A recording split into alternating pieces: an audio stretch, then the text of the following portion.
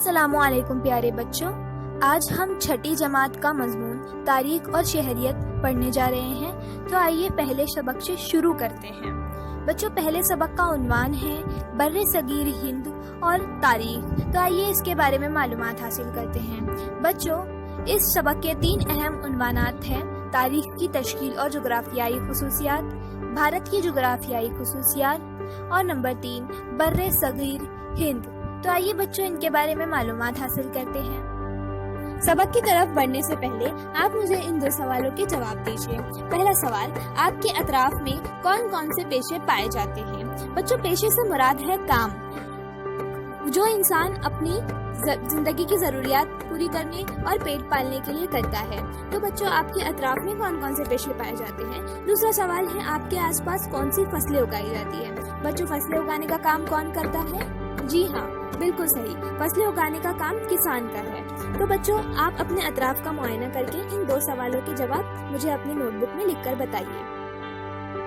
بچوں، اب ہم بھارت کی تشکیل پر غور کرتے ہیں تو ہمیں 6 طبعی حصے اہم معلوم ہوتے ہیں جو کہ مندرجہ ذیل ہیں اور جنہیں ہم آگے تصویروں کے ذریعے دیکھیں گے۔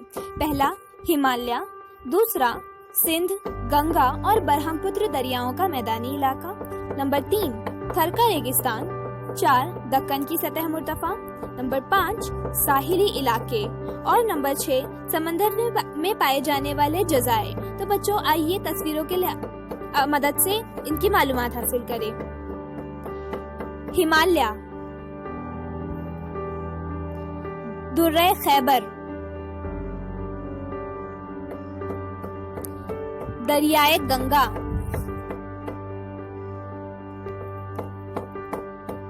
تھر کا ریگستان، جزیرہ انڈمان،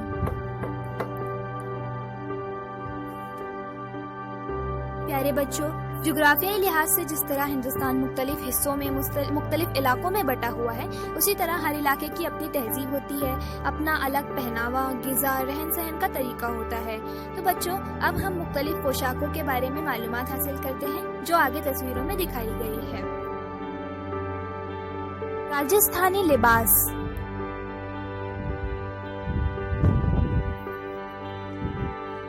بنگالی لباس، پنجابی لباس، مہاراشٹرین یا مراٹھی لباس۔